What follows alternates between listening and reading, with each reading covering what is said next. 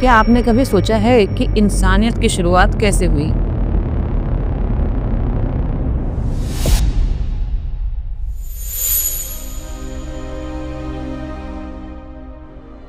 حضرت آدم علیہ السلام پہلے انسان اور پہلے نبی، ان کی زندگی کا واقعہ صرف ایک قصہ نہیں بلکہ ایک عظیم سبق ہے جو اللہ کی قدرت اور رحمت کو بیان کرتا ہے۔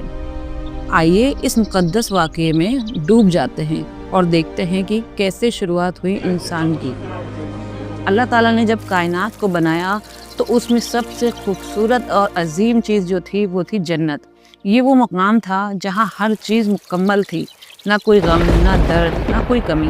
اللہ نے اپنی قدرت سے یہ فیصلہ کیا کہ ایک ایسی مخلوق بنائے جو زمین پر ان کا خلیفہ ہو۔ اسی لیے اللہ نے ارادہ کیا کہ اللہ حضرت آدم علیہ السلام کو مٹی سے بنائے گا۔ قرآن کریم میں اللہ فرماتے ہیں، ہم نے انسان کو سوکھی ہوئی مٹی سے بنایا۔ اللہ نے مٹی کے اس پتلے میں روح پھونکی اور حضرت آدم علیہ السلام زندہ ہو گئے۔ یہ وہ پہلا لمحہ تھا جب انسان نے وجود پایا۔ اللہ نے انہیں علم دیا اور انہیں اپنا خلیفہ بنایا۔ فرشتوں کو حکم دیا گیا کہ آدم علیہ السلام کو سجدہ کریں تاکہ ان کی عزت اور مقام ظاہر ہو۔ سب فرشتوں نے سجدہ کیا مگر ابلیس نے انکار کر دیا۔ ابلیس کے دل میں تکبر تھا۔ اس نے کہا، میں آگ سے بنا ہوں اور یہ مٹی سے، میں اسے بہتر ہوں۔ اس گھمنڈی رویے کی وجہ سے اللہ نے ابلیس کو جنت سے نکال دیا اور اسے معلوم کیا۔ حضرت حوا علیہ السلام کی تخلیق۔ اللہ نے حضرت آدم علیہ السلام کے لیے ساتھی بنایا، حضرت حوا علیہ السلام کو۔ قرآن میں اس کا ذکر موجود ہے۔ اللہ نے انہیں آدم علیہ السلام کے لیے بنایا تاکہ دونوں سکون سے رہ سکیں۔ حضرت آدم علیہ السلام اور حضرت حوا علیہ السلام کو جنت میں رہنے کا حکم دیا گیا۔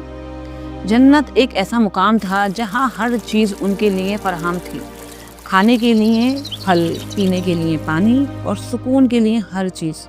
اللہ نے انہیں صرف ایک چیز سے منع کیا، ایک خاص درخت کے پھل کو نہ کھانے کو کہا۔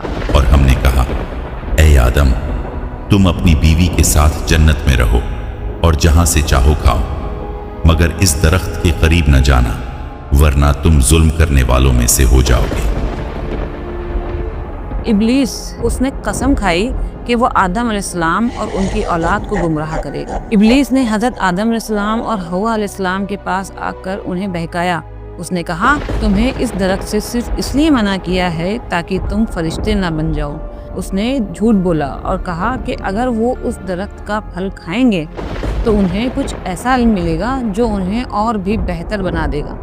حضرت آدم علیہ السلام اور حوا علیہ السلام جو کہ معصوم تھے اور ابلیس کے دھوکے کو نہ سمجھ سکے، یہ ان کی زندگی کا پہلا امتحان تھا اور اس میں وہ ابلیس کے جھوٹ کے شکار ہو گئے۔ جیسے ہی انہوں نے پھل کھایا، ان کا جسم ظاہر ہو گیا اور انہوں نے جنت کے پتوں سے اپنے آپ کو چھپایا۔ اللہ نے انہیں پکارا، کیا میں نے تمہیں اس درخت کے پھل کھانے سے منع نہیں کیا تھا؟ حضرت آدم علیہ السلام اور حوا علیہ السلام کو اپنی غلطی کا احساس ہوا۔ انہوں نے دل سے اللہ سے توبہ کی اور معافی مانگی۔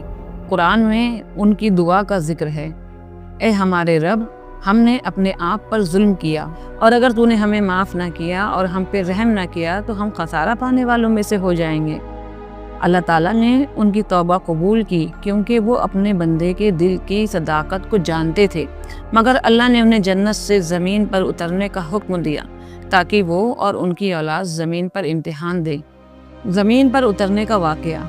حضرت آدم علیہ السلام اور حوا علیہ السلام زمین پر اترے۔ یہ ایک نئی دنیا تھی جہاں محنت، درد اور امتحان تھے۔ اللہ نے انہیں بتایا کہ زمین پر ان کی زندگی ایک وقت تک رہے گی اور اس دوران انہیں اللہ کے حکم پر چلنا ہوگا۔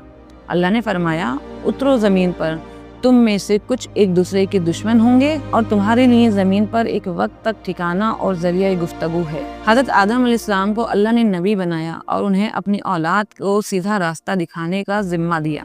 انہوں نے اپنی زندگی اللہ کے حکم کو پورا کرتے ہوئے گزاری۔ انہیں علم دیا گیا تھا اور وہ اپنی اولاد کو اللہ کے دین سکھاتے رہے۔ حضرت آدم علیہ السلام نے اپنی زندگی میں کئی امتحان دیے مگر ہر وقت اللہ پر بھروسہ رکھا۔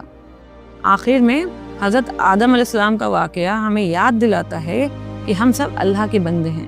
اور ہماری زندگی کا مقصد ان کی عبادت اور اس کے حکم پر چلنا ہے۔